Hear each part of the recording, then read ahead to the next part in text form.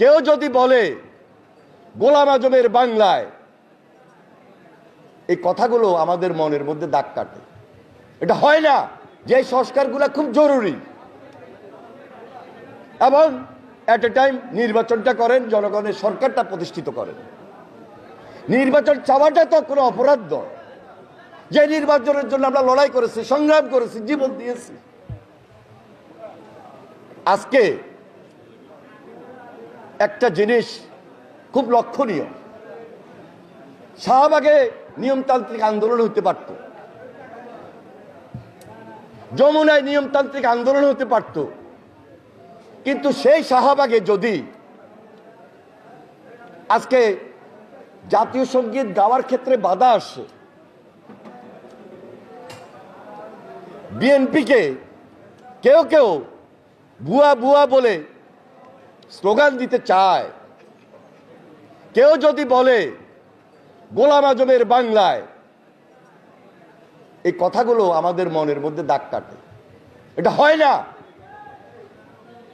আমরা সবাই ঐক্যবদ্ধভাবে সংগ্রাম করেছি, তাহলে কেন, কি কারণে শাহবাগে কিছু স্বল্প সংখ্যক কারো কারোর উপস্থিতিতে এই ধরনের স্লোগান হয়? তাহলে বুঝতে হবে যে কারা কি চায়, কাদের মধ্যে দেশপ্রেম আছে। এটা বিচার বিশ্লেষণের সময় কিন্তু এখন। এই জন্য আমরা বারবার বলি, কারণ নাম না ধরে বলি, কাউকে সরাসরি আঘাত না করে বলি, শুভবুদ্ধির উদয় হওয়া প্রয়োজন। দেশের জন্য লড়াই করেছি, দেশের জন্য সংগ্রাম করব, লড়াই করব, কিন্তু গণতন্ত্র আমাদেরকে প্রতিষ্ঠিত করতে হবে, এর কোনো বিকল্প নাই। আমরা আশা করতে পারি দায়িত্বশীল দল হিসাবে, জনগণের দল হিসাবে, অভিজ্ঞতা সম্পন্ন দল হিসাবে, গণমানুষের দল হিসাবে বাংলাদেশ জাতীয়তাবাদী দল এই দেশের নেতৃত্ব ভবিষ্যতে দিতে পারে ইনশাল্লাহ। অতীতও আমরা দিয়েছি। আমরা তো এই কথা বলি নাই যে আমরা এককভাবে দেশ চালাবো। আমরা তো বলি নাই এক ব্যক্তির শাসন থাকবে। আমরা তো বলি নাই এক দলের শাসন থাকবে।